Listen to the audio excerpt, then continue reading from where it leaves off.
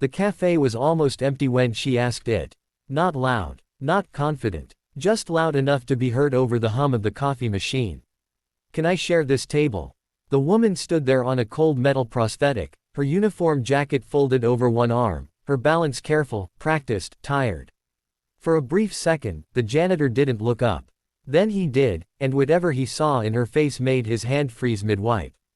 If you've ever believed small moments don't change lives, stay with this story until the end, and if it moves you even a little, don't forget to like the video and subscribe, because stories like this deserve to be shared. She had chosen the corner table because it gave her room. Room to adjust her leg. Room to breathe without feeling watched. The cafe sat across from the bus terminal, a place where everyone was going somewhere else, and no one stayed long enough to ask questions. That suited her fine. Her name was Clara Hayes. Staff sergeant, medically retired. One leg left behind in a desert she still dreamed about at night. The janitor was older, late 50s maybe, with hands that told a story of decades of work. His uniform was faded, stitched at the elbow, his name tag scratched so badly she couldn't read it. He looked at her, then at the empty chairs around them, then back at her face. His eyes were kind, but tired in the same way hers were. "Sit," he said finally, pulling the chair back with care. "You shouldn't have to ask." She smiled, a small one. "Thank you." They sat in silence at first. Clara stared into her coffee like it might explain why public places still made her heart race. The janitor returned to his work slowly, but something kept pulling his eyes back to her. Not pity. Recognition. "You were Army," he said quietly, not a question. "Yes," she replied. "Was." He nodded. "My daughter too." That surprised her. She looked up. "Was." He met her gaze and didn't look away. "She didn't come home." The words landed gently, like they'd been set down many times before. Clara swallowed. "I'm sorry." He shrugged, but the movement was stiff. "People say that. It's okay. Sit with me a minute longer. Makes the place feel less empty." She did. And for the first time in weeks, the buzzing in her chest eased. Clara hadn't planned to talk. But something about the way he went back to wiping tables while still listening opened a door she didn't know was there. She told him about the explosion. About waking up in Germany. About learning to walk again while everyone clapped, not knowing she cried every night because clapping didn't bring her old body back. "I hate the looks," she admitted. "People try not to stare, but they do. Or they thank me. I don't know how to answer that." The janitor nodded. "My daughter used to say the same thing. Said the hardest part wasn't the fear.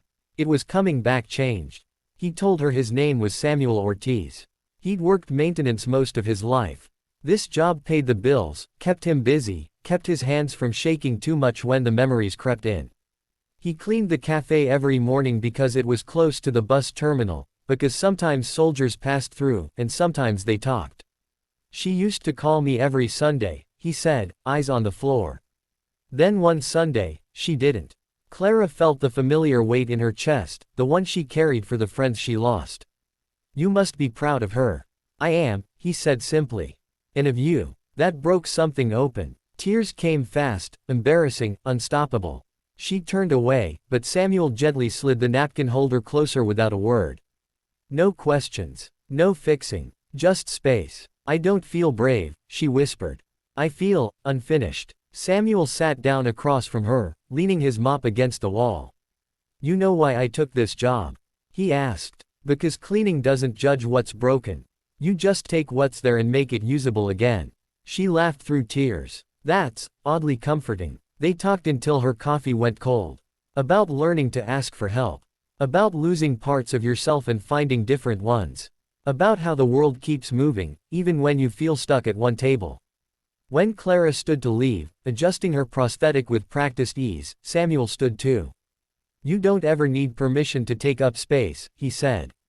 "Not here. Not anywhere." She hesitated, then hugged him.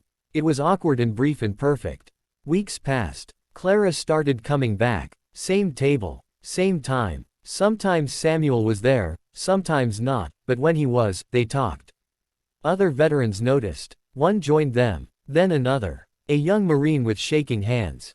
A woman who hadn't taken off her boots in public since she got back.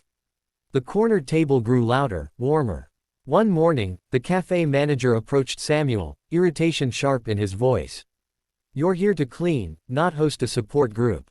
Samuel nodded, calm. "I understand." Clara heard it all. That old familiar feeling of being a burden crept in. She stood, heart pounding, ready to leave. But Samuel did something unexpected. He removed his name tag and placed it on the table. "I quit," he said quietly. "This matters more." The manager sputtered, but Clara grabbed Samuel's arm. "You can't do that." He smiled softly. "I've been cleaning floors my whole life. Today, I'm helping people stand." The cafe fell silent. A week later, Clara came back to the corner table. Samuel wasn't there. Instead, a small handwritten sign sat on the table.